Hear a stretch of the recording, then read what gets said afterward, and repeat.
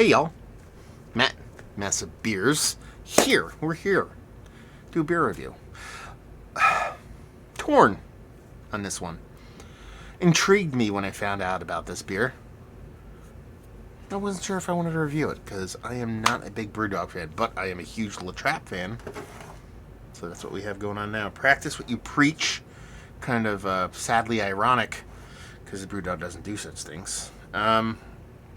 But you tell me that you're going to give me a Trappe quad brewed at Trappe with what I assume is the honey as the Belgian candied sugar? I had to review it. I saw it on the shelf. Had to review it. It's BrewDog and Trappe. Practice what you preach. Quadruple with Scottish heather honey. On the back here, there's a bunch of words that I will hold up there. If you feel like pausing this and reading that super tiny text that I can barely see, and you're probably not going to be able to see, you know what? Good. I'll give it a whirl. We'll give the old college try. I take the glasses off because I'm old. It says here, ale with Scottish heather honey and American hops. Ruby-hued ale with Scottish heather honey that boasts aroma of rich dried fruits, hints of citrus, and fruits run subtly throughout, cutting through the sticky mouthfeel to balance out the sweetness. Exploration of the past and present. Developed at BrewDog headquarters. The name originates from the desire to both breweries to leave the world better than you found it. Well, BrewDog is not doing that, but we're going to do it. Oddly enough, I got a double label here. I don't know. You see there's like one label here and then one label there. So someone on the labeling line was probably being harassed while this is being bottled. Oh, no, it can't be because it was brewed and bottled at Koningshoven. So... they just put two labels on there. So it's a top fermented ale with honey and with secondary fermentation in a bottle. It doesn't actually talk about a Belgian candied sugar, and it says best before the end. Oh, that's really weird, because it says best before the end, and then it has a lot number here, but I don't know if you guys can make it out. You can see through the label, and that label that's underneath there actually has the best by date. So there's two different codes. That's very weird. 10% alcohol by volume. It's really weird. Anyway, let's put the glasses on. Okay. So, I'm not a big fan of BrewDog. They've made some tasty beers in the past. They made a lot of non-tasty ones. Their practices and what they do, as far as the brewery go, is pretty poopy. But the Trappe Quad, there was no pop on that bottle at all. I am actually really, really nervous that this is not going to be carbonated any way whatsoever. Like none. That's not good. But Trappe, their quad is like one of my favorites. So you're talking about quad. I'm going to give this an aggressive pour. There's carbonation, so that's nice. It's not a ton of carbonation because you saw how aggressive I poured this beer. If this was like a genuine Trappe quad and I poured it like that, it would be like gushing out of here. So there is a carbonation issue with this beer, which is kind of poopy, but such is life. Put that little cork in there. Throw that sucker down there. But let's just move ahead. We'll trudge ahead. What do they call it? Soldier ahead. It looks the part of a quad. It looks the part of a little bit lighter. And definitely get some light through there. It's rich mahogany in color, a little bit of yellow, a little bit of brown. Nothing too crazy. Nice pinky finger right now of what should have been a gigantic kind of khaki colored head. What you come to expect from a quad. Probably a little bit lighter than what I'd expect. A little bit lighter than what I'd expect from a relatively fresh Trappe quad. Let's put it that way. So, but it looks the part. Nose. It has to have Belgian candied sugar because I get that in here. You do get a soft little honey vibe. Honey for me doesn't come off like super sweet. It comes off more as a flabby thing and a little bit of honey aromatics, and then maybe kind of cleans the beer out and finishes a little bit dry. But there's definitely like a beet sugar in here. There's definitely a Belgian candied sugar, so it smells very much like a quad. And while it's there, the telltale sign of a Trappe quad, which is like a gigantic. That's what I was going to say. I'll stick to my guns there. Banana Phenolic isn't here. I mean, that's pretty much, the calling card of the Trappe quad is that huge banana phenolic.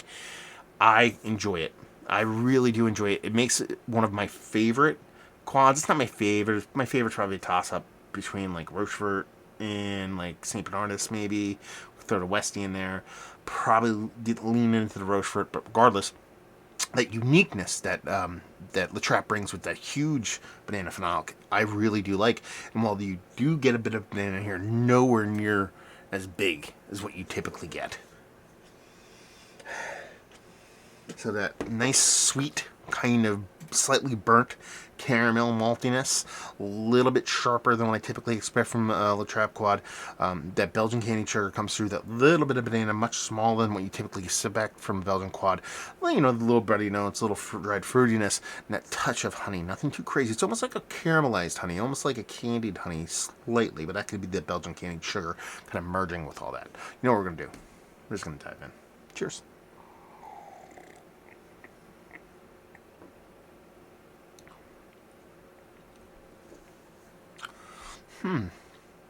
I like this, actually.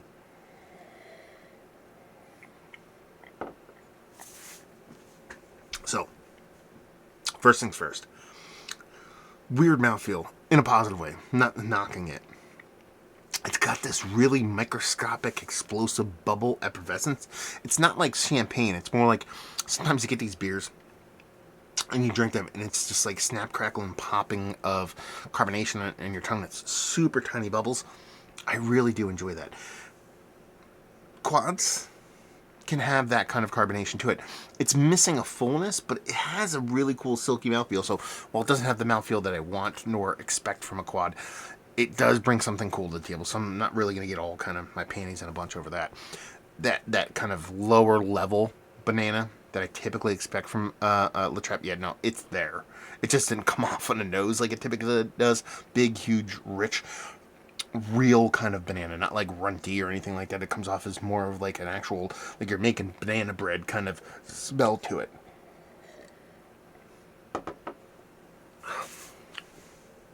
You definitely get the Belgian candied sugar in here, but the beer isn't overly sweet, especially considering that it's relatively fresh. The best by date on this is 12/23. So that makes me think they're putting, because I think this is bottled in December. So that means they're giving it 2 years, essentially. Right? 21 to 22 to 23, yep. And so this bottle is only, 3 months old, give or take, being that we're in the beginning of March. And it's not as sharp sweetness-wise as a quad that fresh, even though La Trappe, obviously, they know what they're doing when it comes to quad, so it wouldn't be overly sweet. I think the honey here has tempered that sweetness a little bit. You'd be like, what do you think, saying, dude?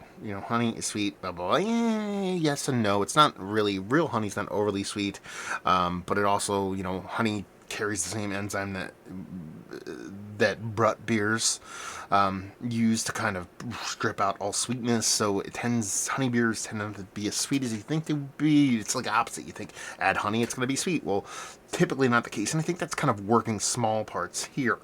You're getting a little bit tempered kind of sweetness on here.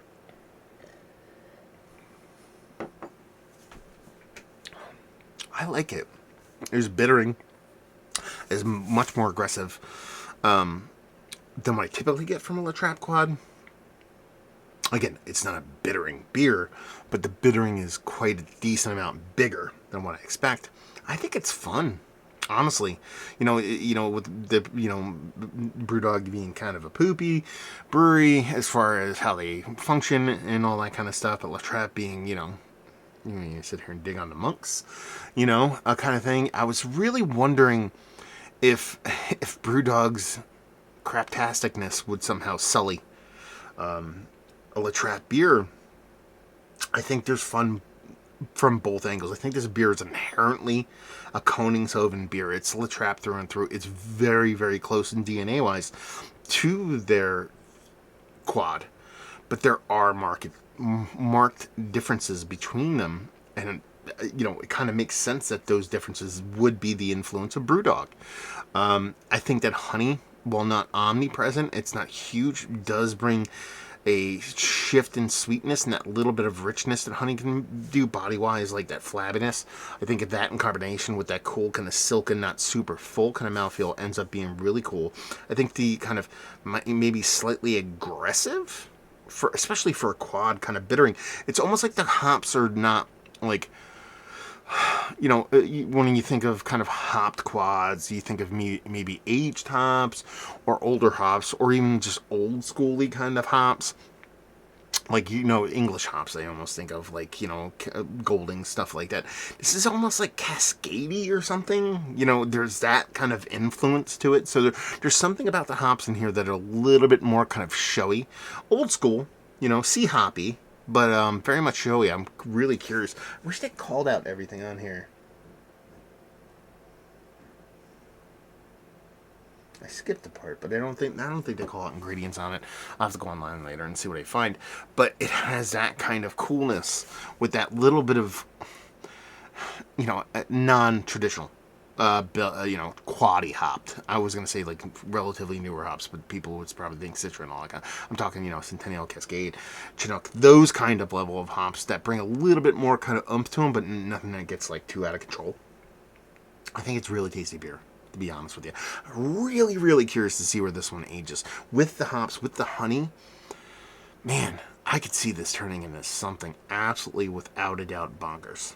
Like bonkers. Like bonkers good, I mean. It can go sideways, but I doubt it, It's brewed and bottled by, the Trappe. I mean, you're adding honey. It's not really a big, that's not a thing that's going to throw a monkey wrench as far as bottle condition aging and stuff like that. The carbonation loss, or lack of carbonation rather than loss on this, which is present. I mean, it's carbonated, but it's undercarbed, let's be honest. That would probably be its biggest downfall, because that's the thing that long haul aging really resides on, is a proper bottle carbonation to kind of keep all those horrible levels of oxidation and whatnot at check. I'm curious. I'll have to get a couple bottles. I think it was a little bit pricey. I didn't look at the price I just bought it because I was curious, and I was like, when the price came up from the register, I was like, But I like this. I think it's fun, and much better than I thought it would be with BrewDog's hands involved. And it does taste like a combination of both breweries. That's probably one of the more heavier-handed compliments I could give to it. And it's hard to pull that off. A lot of breweries try to do this, and it doesn't work. Usually breweries do collabs, and it's really just the brewery who's brewing it. And then they slap the other person's name on it, and then vice versa. It goes the other way around. At least that's what happens here in the States and some of those newer school kind of European breweries. It tastes like a beer that was made by the monks at Koningshoven in combination with BrewDog. It really does. And that's kind of what you want when it comes to a collaboration beer. You want the influence from both sides to really show up. And not just show up, but prove. And I think it proved. I think it proved really well and ended up being a really fun, tasty beer. As someone who covets and really hangs his hat on Belgian quads, which I do, because that's kind of where I cut my teeth when it comes to beers, I think this is delicious. Is it more favorite? More favorite? Can we just talk normally? That's never going to happen. Do I like it better than base La Trappe? I don't think that's possible, just because I'm biased, because that beer is kind of like one of my old standards. But is it a much lesser beer than that? No. It's just a different beer in a very fun way. A lot better than what a lot of American breweries do. Quad-wise. There's some that really crush it, Schlafly's of the world and Cane's of the world. But this is pretty damn good stuff. I dig it. Mount Rushmore status for quads, probably non-barrel aged quads as of late. Eking towards that, to be honest with you, because I don't remember the last 4 that I've had. No, that's not true. It's good, let's put it that way. Probably just off the mountain, but it's tasty, especially as of late. Keep that in mind, man. Hiccup's coming aggressive.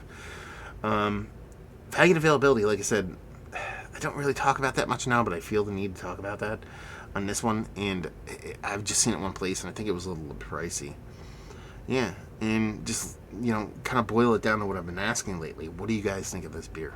I mean, give me your thoughts on BrewDog. I really want to know what you guys... There's going to be able to be like, shut up, drink the beer, I don't care.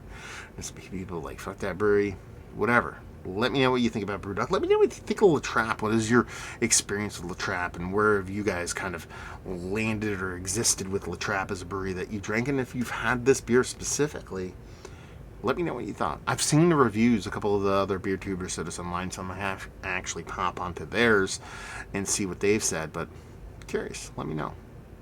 It's a conversation I want to have. Let's have it. So there I go. That be the end of the review. So hopefully you guys enjoyed watching. See y'all later. Cheers, y'all.